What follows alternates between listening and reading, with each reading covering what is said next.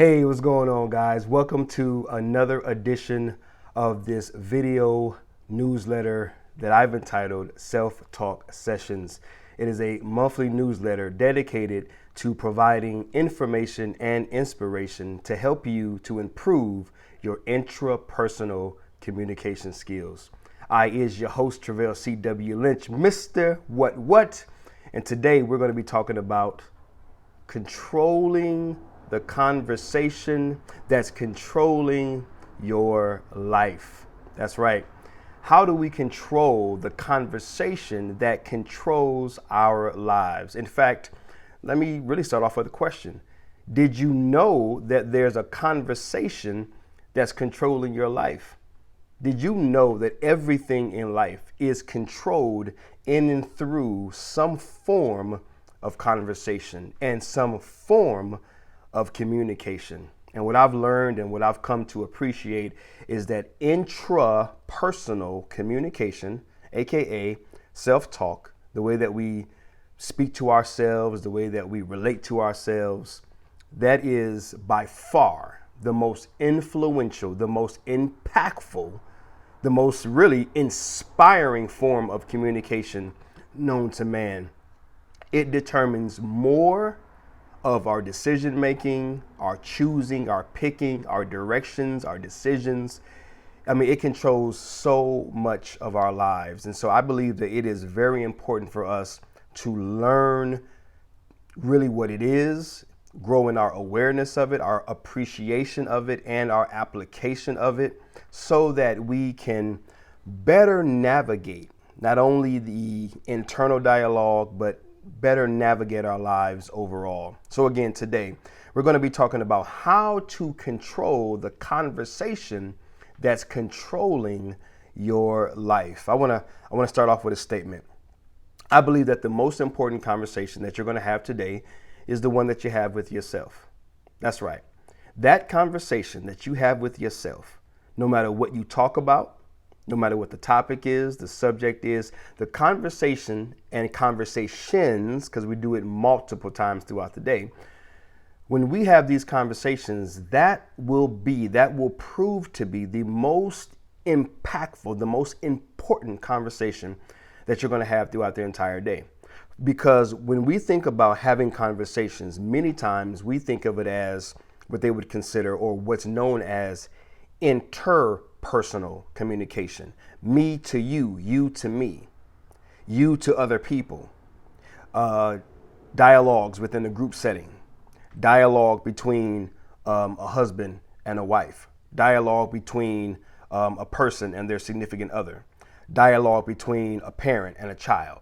Boss and coworker, or boss and employee, or between coworkers, right? Many times our mind goes and paints pictures of how we communicate with one another. But how we communicate with one another is a product of how we communicate with ourselves.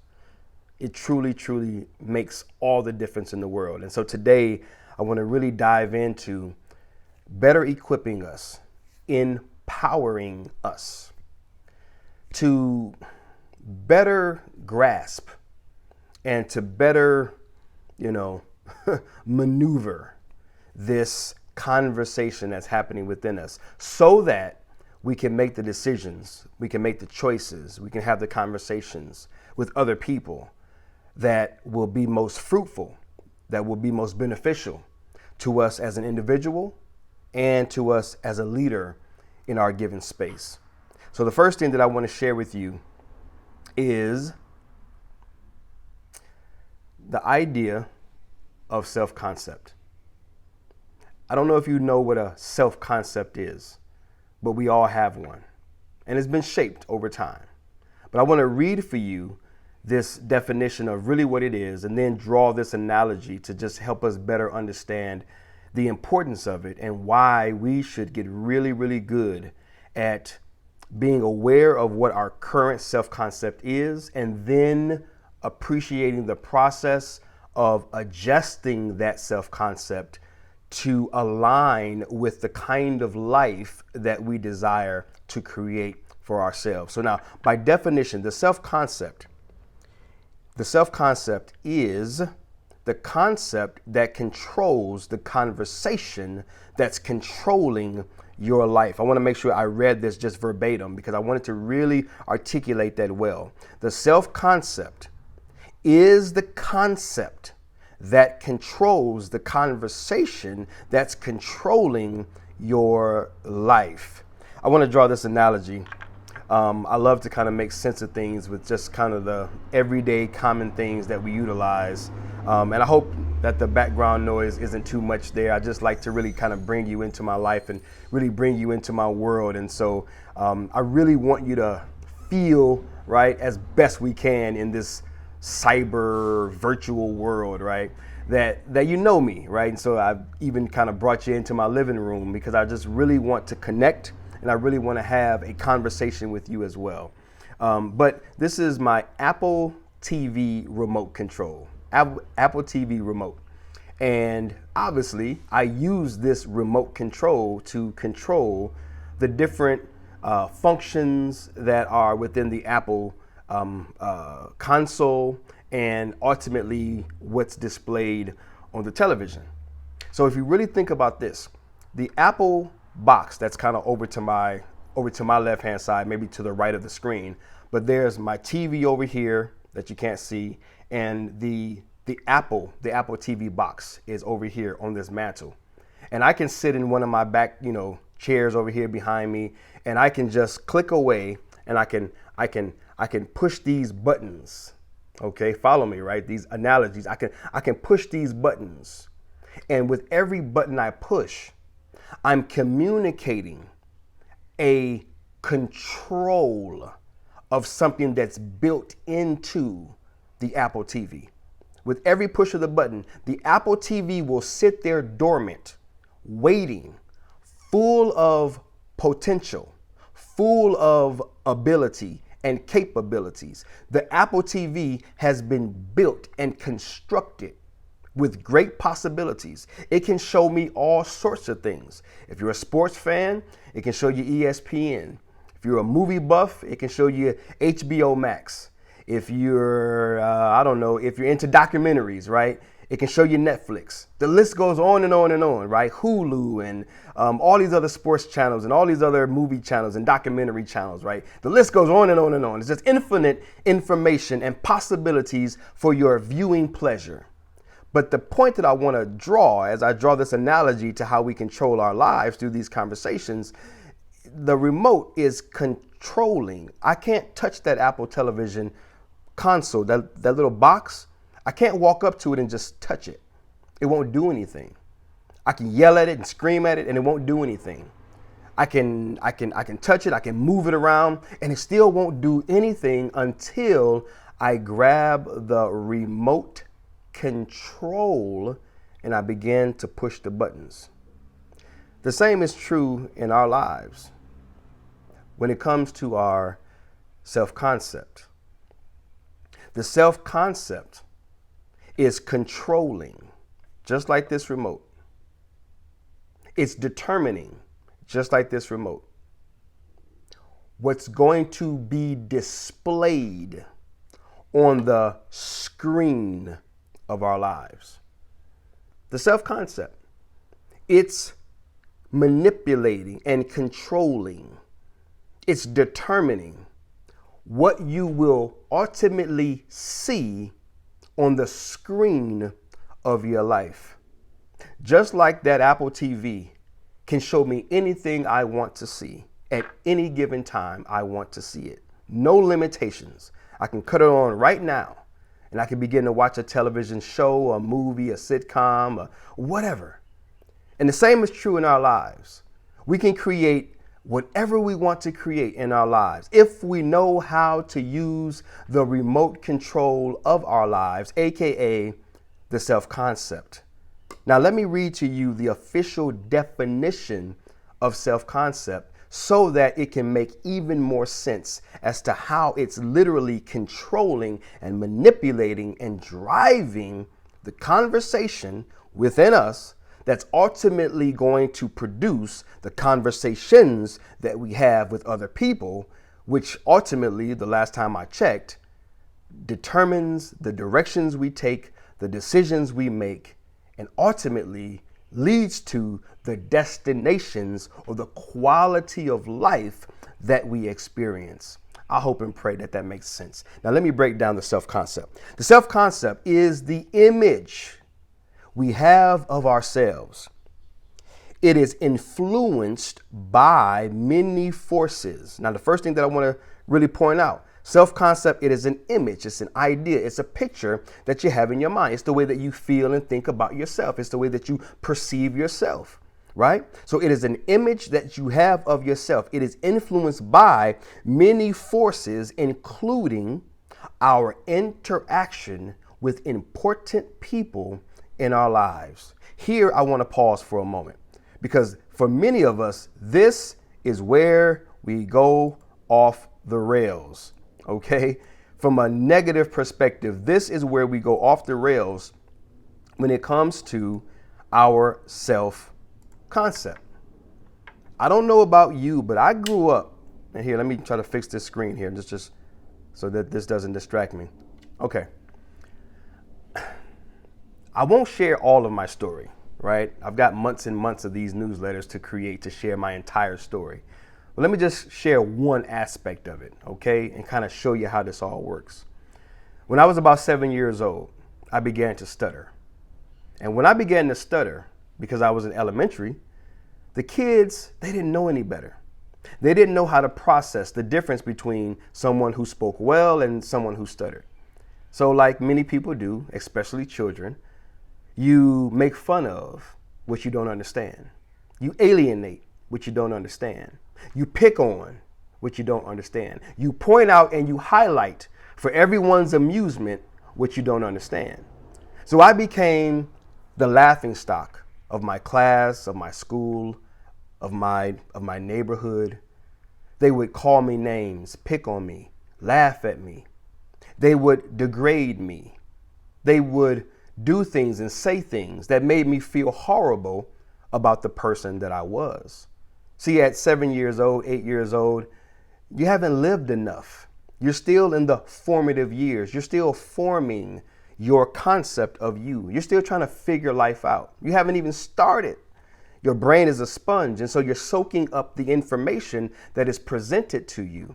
And if the only information that is presented to you is you suck, you're a stutterer, you're less than, you're not like us, you don't fit in, you're not cool like us, we don't want you on our team, we don't want you in our group. If that's the only information that you're getting from those important in your life, see, as a child, who's the most important people in your life? Your parents, if they're around, and your peers. Those are the most important people in your life. Now, imagine if you got both parents in the home and they're stable and they're of well mind and they're trying to encourage you. Okay, well, you got a little something going for you. So then when the kids in the neighborhood pick on you, at least you got some balance. But what about when your father isn't there? And I always will say, thank God that I now have a great relationship with my father. But the truth is, the fact is, in my formative years, when I was growing up at 7 and 8 years old, when I was stuttering and they were picking on me, my father wasn't there. I don't hold anything against my father today. But the fact is, that's just the facts. He wasn't there to encourage me and to offset that. My mother wasn't there as well. She's gone on to be with the Lord. She, in her later years, she straightened up her life. But when I was 7, 8 years old, she was addicted to crack cocaine and alcohol. And so she wasn't able to take care of me. So she wasn't there. My grandmother, who did raise me, she was doing the best that she could do. But guess what? She was a nurse and a seamstress. She didn't have a lot of time for me. So the only information that I was getting, and this might be true of you as well, because depending on your context and depending on the way that you grew up, come on, guys, right? If the only information that you got was that you're this and that you're that, anything other than what you truly are, then you're going to adopt that concept. You're going to say, okay, well, this is the only evidence that I have. It's like a lawyer in a courtroom. I have to present the evidence. Well, the only evidence that's being presented to me is you stutter, so there's something wrong with you. You have a problem, a deficiency. So because you're not like everyone else, You're weird. You're a misfit. You don't fit in, right? So the concept became, hey man, I don't feel very good about me. So it damaged my internal conversation and it controlled that conversation. So what do you think happened when I was asked to read in front of the class? I don't want to do it. No confidence. What do you think happened when I was asked to do anything in public that, involved me speaking? I don't want to do it. Obviously, I've come a long way, as you can tell, but I'm 46 years old. It took a lot of work, a lot of practice, a lot of rebuilding and reconstructing of this concept of mine. By the grace and mercy of God, I am where I am today, and I believe I'm going where I'm going tomorrow. But guys, come on, let's be real, right? How did you grow up? What were some of the things that you had to deal with? What were some of the things that you had to face, right? Because maybe it wasn't stuttering for you. Maybe it was something else. But I really just wanted to home in and share my struggle, share my story, right? And my success, right? Because I wanted to let you know how true this really, really is. The self-concept, it is influenced by the interactions that you have with the most important people in your life. Lastly, it is how we perceive ourselves, our abilities, and our unique characteristics. That's what a self-concept is. Our self-perception is important because it affects our motivations, our attitudes, and behaviors. In other words, last time I checked, motivations, your attitude, right? They say, right? Your altitude is determined by your attitude, right? I mean, come on, guys. And your behaviors, aka your habits, what you do on a consistent basis. If all of this is controlled by the self-concept and the conversation that you have in your brain, self-talk sessions that you have throughout the day, if that's all being controlled by the self-concept and the self-concept has been poorly constructed, it has been damaged and bruised over the years by the interactions that you have with the important people in your life, then you can see how the quality of your life won't be where and what it should be. It won't be the way that God created you to be and to live and to experience this thing called life. So I hope and pray that I've already made a great case for how important the self-concept is. And now I want to just share with you a little value in terms of how you can better construct it through a story and then sharing with you a few steps. Okay? All right. First things first.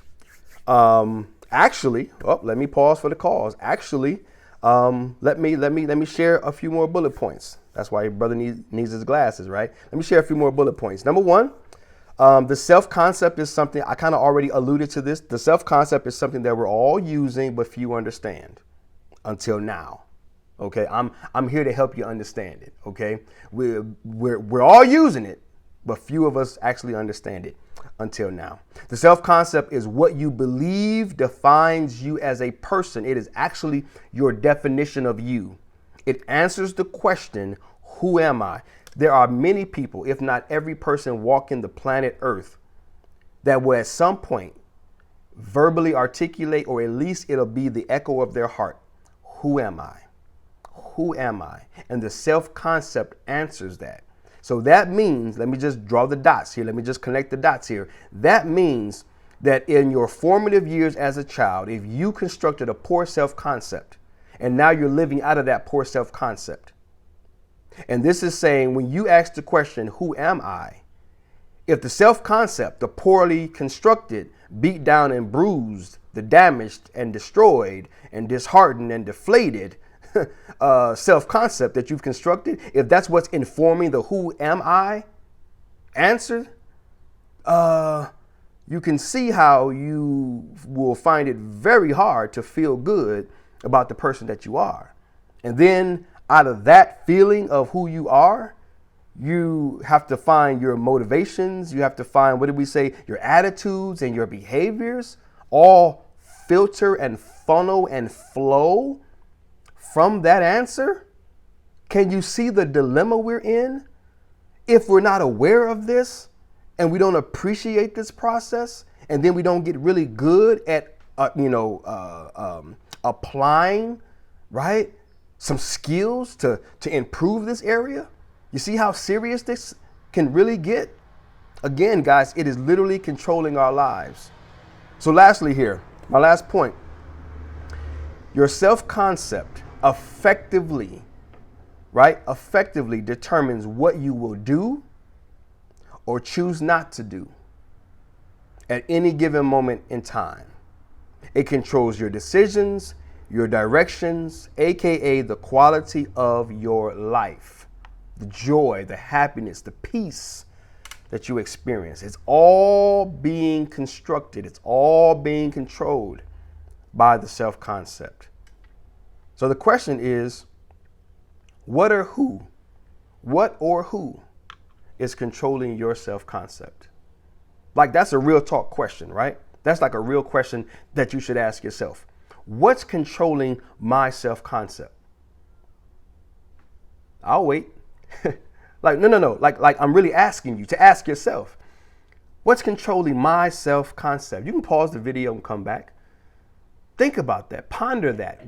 Let that work through you for a moment. What's controlling my self-concept? Am I around the right people? Are they saying the right things to me? Is my environment conducive to the concept that I want to create? Right? Is my calendar filled with experiences that are going to lend themselves to aiding in me constructing the kind of self-concept that I desire? These are things that are under our control. The people that we hang around, the environments that we go into. So who or what is controlling your self-concept? Now, I don't have a copy of my book with me right now.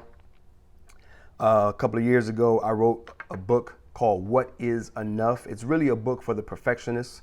It's really a book for the person that is trying to work for their worth instead of working from their worth. They're putting all of their effort and all of their sweat and all of their, sacrifice into doing enough so that they can feel like they are enough, right? It's the person that believes that they have to earn their way through the world in terms of, or in the context of personal worth and value. It's the person that just never feels like they've ever done enough to ever be enough. It's the person that struggles with what I've coined as deflation. We are living in a deflated society, right? Like the air of a balloon, right? Being sucked out of it, right? Right? That flat, mushy balloon where it was once inflated and it was once flying high, and then someone came along and untied it at the end and let all the air out, right? You get that picture in your mind, right? I usually use that for my keynotes to just draw the illustration, right? Just to give a visual, right? We were born full of all of this zeal and energy, and then at some point, like the kids in my story, they started to beat down on your self-confidence and your self-concept, and then you're like that little balloon with all the air sucked out of it, right? And so I wrote that book, and it's available. I wrote that book for that person, and perhaps I'll put a link to that book down in the body of this newsletter. But I wrote that book for that person, and I want to read a quick story. It won't take very long, just a quick story from the book. It's an excerpt from my book, and it just talks about this person that I met, and it also shares a little bit about myself as well. This kind of picks up. I'm having a conversation with a woman in the sauna. I'm a gym buff. I'm a gym rat. And so this was a day I was working out at the gym, and I went to the sauna, and this young lady, she just started off this conversation with me. She didn't introduce herself. She didn't, no introduction whatsoever. She just jumped right into the conversation. So I knew it was one of those, defining moments for me. It was one of those moments that was supposed to happen. And I captured that story and I put it in this book. It's actually in chapter 1. It's the opening story because it was so profound. But she jumps right in, and she's dealing with being deflated. She's dealing with this struggle of trying to earn her value in the world. So it just kind of picks up right there. It says, she then went on to tell me how she worked in a real estate office where she was a successful agent. She was currently pursuing one last certification, and once she got that, she'd finally be able to brag to her family and, as she put it, feel good about herself. Those were her exact words. I don't know much about real estate, but my wife, she has her real estate license. And I know from watching her go through that rigorous process of getting licensed that this woman, she already had plenty to be proud of. She went on to share with me the stress that she was experiencing due to the pressure from her older sister, who was very successful in her own right and was constantly telling her, be thinner, trendier, and more aggressive in the workplace. Her sister said that would ensure that she could keep up with the millennials, who were now her competition. Feel good. She wanted, maybe she couldn't articulate it, but she wanted a better self-concept. Feel good. That was her words, but what her heart was saying was, give me a better self-concept. And look who was putting the pressure on her. Her older sister. The important people in our lives. See how it works out? Let me continue. As the woman continued talking, she began to pull at her hair and describe how the stress had gotten so bad that her hair was starting to fall out, literally. Like her at one time, I also demanded far too much of myself. My commandments far exceeded my capacity, and my burden was too heavy for me to bear. To be completely honest, I've always given myself too much responsibility and asked myself to fulfill too many requirements. My personal expectations were exceeding and extending to distances my eyes could no longer see. To everyone else, I was known as a go-getter, but I knew I was getting more and more frustrated. I was attempting to go everywhere and do everything for everyone, but I could never seem to be enough for myself. Poor self-concept. She was trying to earn a better self-concept. I was trying to earn a better self-concept. Here's what I want you to know, and I've put this in different phrases before. I've always said that value is something that is not earned, but is learned. Self-worth is not something that is earned, but it's learned. And I would dare say this as well. A great self-concept, it's not something that's earned. It's something that's learned. Many of us don't like ourselves, but we've never learned ourselves. I'll say that one more time for the people way, way, way in the back. Many of us, we've determined, I don't like myself. And yet, you've never determined to learn yourself. I believe that the only reason that a person doesn't like themselves is because they've never really learned the person that they are. We've learned what people have said about us. We've learned what people have done to us. We've learned how the kids pick on us. We've learned what our absentee father or mother or this or that. We've learned what experiences have made us feel.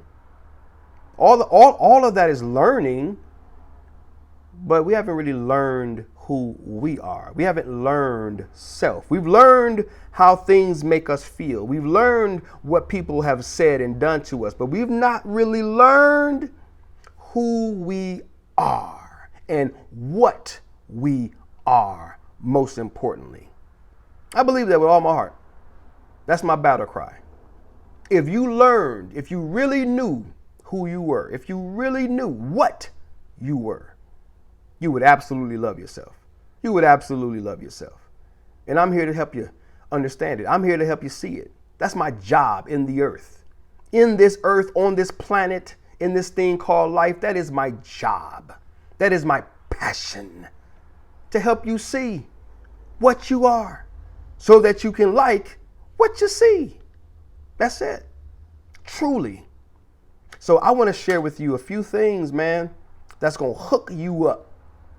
And now, can't tell it all in one episode or one addition to the newsletter. You can't tell it all in a given video, but that's why we keep releasing more and more, right? I can release more next time. But let me just give you a few things to chew on, okay? I've shared my story. Now let me share some steps. All right, here we go. Oh, I'm excited. I'm excited. Okay, guys, so what informs our self-concept? We've kind of already gone over it. Number one, you can look at it from two S's. I'm a preacher, so that's kind of how I do it, right? I get two words that start with the same letter, and I just kind of connect them. So, right, that's just a preacher thing. So we got society, and then we got source, okay? So society is based upon accomplishments, those things you do achieve or don't achieve, and your appearance, how you look or how you don't look. That's a rough way to go, but it is option number one, and that's where most of us, that's how most of us form our self-concept. What we have or have not achieved, and our appearance, right? What we look like to ourselves and what we look like to other people. That's just kind of how we've determined our self-concept. It's a hard road to go. It's a hard way to go, but that's what most of us choose. Most of us choose that because we're not aware that there's another option. And here's the other option. Now, let me just preface this. I'm a Christian. I'm going to always share my faith, but I want you to know something. I ain't judging you. I don't care what religion you are. I don't care what you believe. I don't care what groups and what communities you are a part of. I don't care how you see yourself in terms of your gender and all this stuff. I don't care anything about that. I love you. I love you and I accept you. And because this is my platform, I'm going to share my faith, but I am not pushing. I am not stressing on you. I am not trying to convert you. I am not trying to make you come to Jesus. I'm just telling my truth. I'm just telling my story. And if there's something of value that you can take from me, then awesome. Amen. And if it's something that I share, you can't take no value from, and you want to unsubscribe and you don't like my content, I'm okay with that as well. But I am a Christian, and I reference the Bible, and I reference Jesus, and I reference my faith. But I will never push. I will never press. I will never try to demand or try to command or try to convert you based upon my faith. I have a relationship with God, and this is how I view God, and this is who I believe God is, and I have a faith in God, and so I live out of that faith. In fact, everything that I've said up until this point comes out of that faith, right? So I'm not your typical churchy preacher or, this or that, all that stigma and titles and all of that crap. Don't box me in, man. Just hear my heart. Hear me as a person, and I'll hear your heart, and I'll hear you as a person. But I just wanted to preface that. Okay, I just wanted to get that out there so that no one can say, oh, this is a religious newsletter, or oh, he's got an agenda. No, my agenda is to love you. My agenda is to hook you up with some information that will help you to change your life for the better. That's my agenda. You come to Jesus or not, do your thing. You come to church or not, do your thing. I ain't caught up on that, but I'm caught up on you loving and appreciating and accepting and valuing the person that you are. I am hooked. I am hooked on that. Okay. So we got society, and then we got what I would consider source, God, creator, right? Maker, right? With source, you have acceptance and appreciation that does not depend on your actions and your works and your accomplishments and what you have done for me lately and what's in it for me and standards and stuff like that.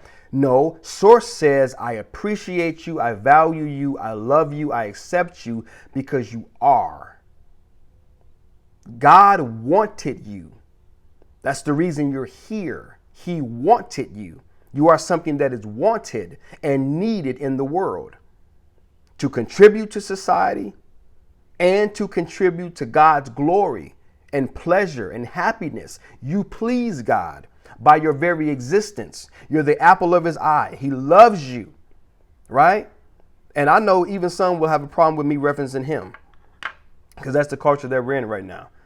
Why does God have to be a him? Again, I'm just sharing my truth, man. I'm just sharing my life. Let's not get caught up on semantics. Let's not get caught up in the little, crossing every T and dotting every I. I mean, come on, guys. Let's not do that. Let's not do that. Hear the truth. Hear the spirit of what I'm saying. Don't get caught up in the religious stuff. Don't get caught up in what I believe and what you believe. We all believe something different. We all got our own thing going on. No one believes everything anyone else believes. We all got some different beliefs. So let's not focus on that. I want you to just hear the spirit of what I'm saying. If you were created, and this is what I believe that you were created. The evidence that you are wanted and needed is in the fact that you were created. If you were created, it's like when the last time someone created something that they didn't want. The Apple remote, right? Apple TV, someone created the Apple TV, Apple remote because someone wanted it. They found value in its existence, right? I'm sitting here. I got my trusty dusty magnifying glass, right? You guys know I love my magnifying glass. Greatest form of self-development is self-discovery, right? Discovering yourself, right?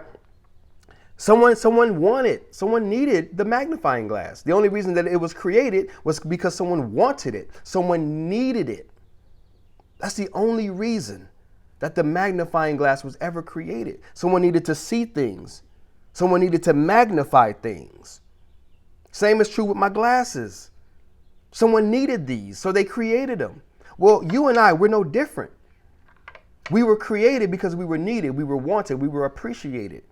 And the creator, the source, already loves you, already accepts you, already needed you. So what a few people reject you, a few people don't like you, a few people talk bad on you.